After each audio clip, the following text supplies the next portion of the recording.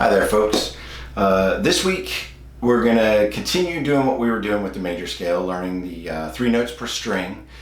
This week will be the second box, the second pattern, the second shape. Box, pattern, shape, I don't know. And then I also wanted to give you guys a couple tips. Last week I alluded to a couple really neat things about the repetitiveness of the patterns across the entire fretboard. So we want to tackle that today. And also I just want to touch base about social isolation and how important it is that we still play guitar and do other things with folks, and how you can use online tools for being able to accomplish that. Anyway, without further ado, let's move right into it.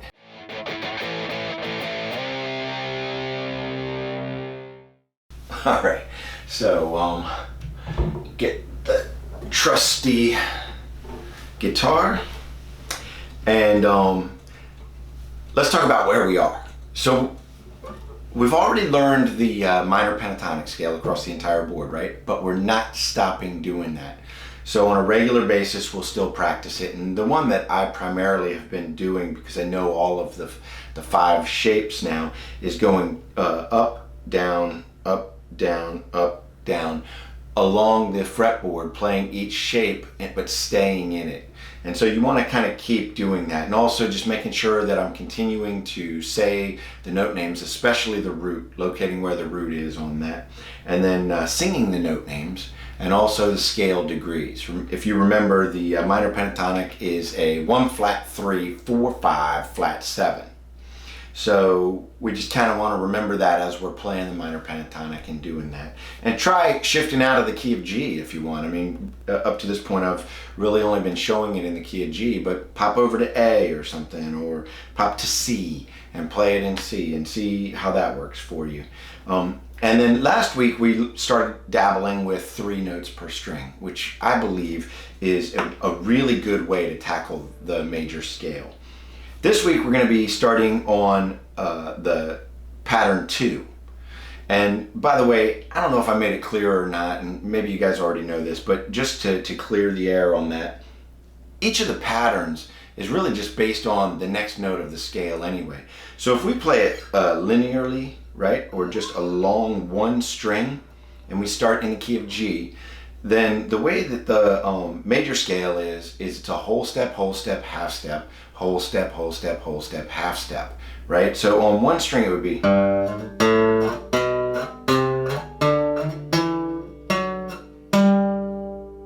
and then we're back at our root, G. Including the second time of playing the root, that's 8 notes, right?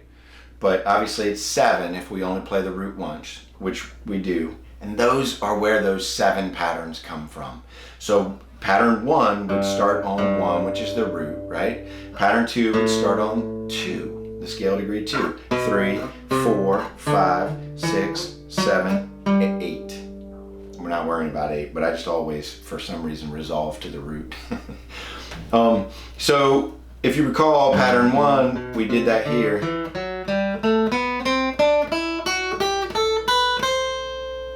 And then we practiced that one all last week. Well, this week we're going to jump to pattern 2, and I'm going to show you pattern 2 real quick, and we'll go over it also. I'll have it up above me somewhere here, the pattern itself. But basically it's just going to start.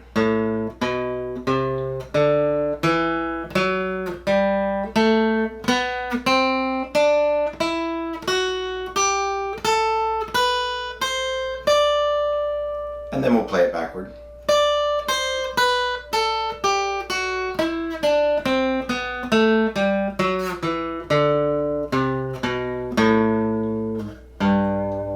Now notice at the end there, I dropped back to the root. A lot of times I do that, and actually a lot of times I also start with it, especially when I'm right next to it. So if I have a pattern here, but I know the root is right here, I might start my scale this way.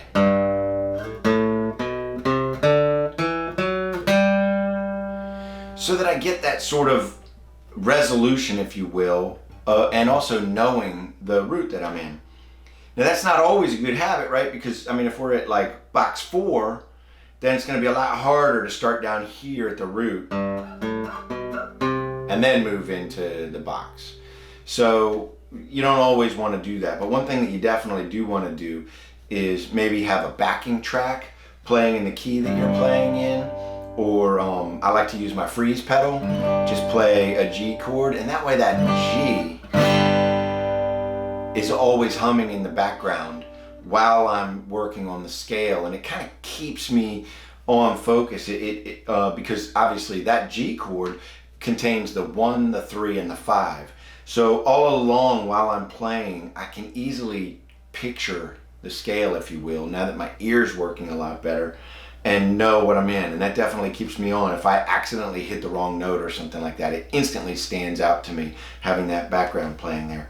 Also, if you have a loop pedal, you can just do a loop of playing something. When I'm staying in a key, I prefer the freeze pedal because I can just hear that chord sort of just like humming in the background, if you will, and there's no strumming or anything like that. But at the same time, because we're also working on timing a lot of times while we're doing this, a loop or a backing track can be really helpful because there's a rhythm going on along with the key sound.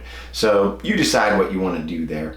But let's talk about the tip that I was talking about, and that is, last week I alluded to it, there's only 3 real shapes on an individual string that we're going to be using for 3 notes per string. And the reason why that makes sense is because you're only going either a whole step or a half step in the major scale. There is no whole and a half. So really, there's only 2 different steps that you can do, right? We can either skip a fret, or we can play the very next fret, depending on where we are in the scale, right? So there's really only 2 steps, which means on 3 notes per string, there's 3 combinations of possibilities. There's this one where you go whole, whole, right? There's this one where we go half whole. And there's this one where we go whole half. Now, those are the only 3 shapes that you can play in 3 notes per string. There's no other options because there will always be either a whole or a half. And so those are the combinations. So once we know that, now we know there's only really, even though there's 6 strings, we really only need to know these 3 patterns to know that's what we'll do on all 6 strings. The magic doesn't end there. The patterns also always follow each other in a set order. So when I'm playing this one, right, it's either going to be that pattern again, which happens sometimes because technically there's actually 3 of them stacked on top of each other. I'll show you that in a minute.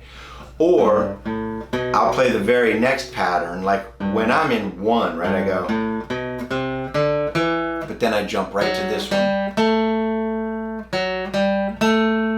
So from the 3 spread pattern, I jump right to the one that starts with the half to whole. And then half to whole always repeats itself. Unless you're starting on the top string. We'll talk about that briefly in a minute too. But so that's something to look forward to as well. And if you noticed, when I went from this one, the spread pattern, to that one, I shifted 1 note. Now you recall from today's shape 2 that I shift 2. The reason is that dang B string. Because remember, no matter what, when we're going in a pattern, everything feels smooth and everything until we hit the brakes at the B string, which means we have to shift forward 1. Well, I just showed you with that half whole pattern, you shift forward 1 anyway, so you would shift forward 2. So that's why we're doing that. And then the third pattern, which always follows the pattern with the half whole, is whole half. And again, because we're going to hit it again, because that one we do 2 times in a row as well, but when we do the B string, we shift over just one.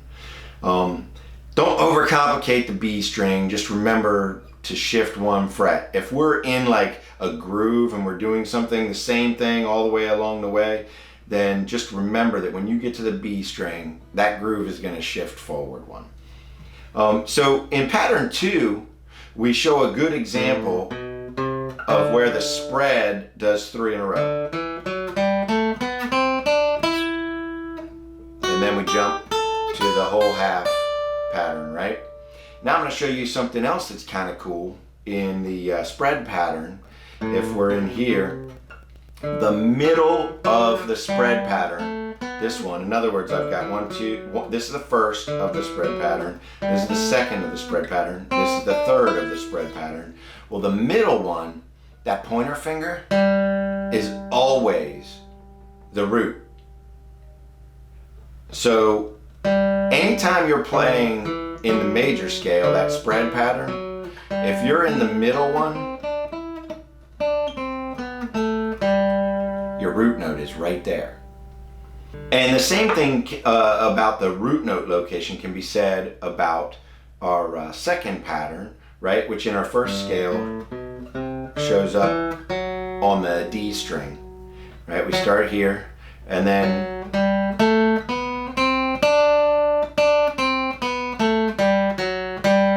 well, guess what? On that second string pattern, the middle finger on the first version of it is the root. So you want to remember when we're on the spread pattern, my pointer finger is on the root. And when we're on that half whole pattern, the middle finger is now the root. And then that final pattern that we do, and so the whole half, which also repeats itself, guess where the root is? The pinky. On the first time that we play it.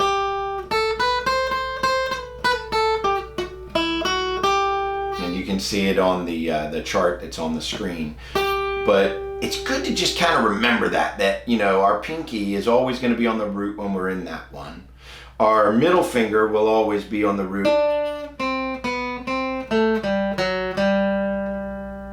on that pattern, and our pointer is always the root when we're on the spread one. It's really important to remember where we are, obviously, in our scale, but probably the most important, the nucleus note of all of this, is the root, which is the key. Now, enough about the scales. Let's talk about isolation, social isolation, and how we all know that, you know, a lot of the fun of playing our guitars is being able to play with other people, either watching us play or playing with us as well. So I think that it's imperative that as guitarists, we continue doing that and we find avenues to do that. I've got friends who are really good players, and what they've been doing is they do like Facebook Live or YouTube Live so that they can share with their friends. And in that case, then you're playing, but you're not playing by yourself because friends join in and they watch as you play. And you can have a lot of fun with that. They can chime in, you know, by typing messages and things like that. And there are advanced ways of adding them in if you have another friend who also plays guitar, and then you both can be going live through that. But at the very least, what I really like doing, my buddy Taylor and I, for instance, do this every Sunday morning. We get together using Zoom. Zoom is one of the tools that you can use for communication. And there's plenty of them out there. I mean, there's a ton of different options for you, right? You can do all kinds of FaceTime things. There's video now on your mobile phone just with your calls. Google has Meet. There's so many. I mean, you know, choose the one that you want to use. I also use, for another friend, Evan, I use Discord because they now allow video on there, and we're both on Discord. So there's a ton of options. And then there's Skype, right? It's endless. That's not the important part though. The important part is picking one and going with it and getting together with your friends. And I recommend set a repeating calendar event so that weekly, because that's what we do. I meet with Evan on Wednesday nights. I meet with Taylor on Sunday mornings. That way you know that time is already set aside. I mean, what are you doing anyway? You binge watching Billions on TV or something along those lines? Well, put that stuff aside a certain amount of time a week and hang out with your friends virtually and get on there and communicate. Show each other what you've been working on this week on practice and stuff, or go over things together, or come up with songs. Do something, but do something. I hope this was helpful, and I hope you guys are staying sane through all this crazy time. I look forward to my weekly journals. I hope you guys look forward to watching them. I'd appreciate comments down below letting me know what I'm doing right and what I'm doing wrong and how I can help and what you're going through. Anyway, like and subscribe, share with your friends, and I'll see you next week. Thanks.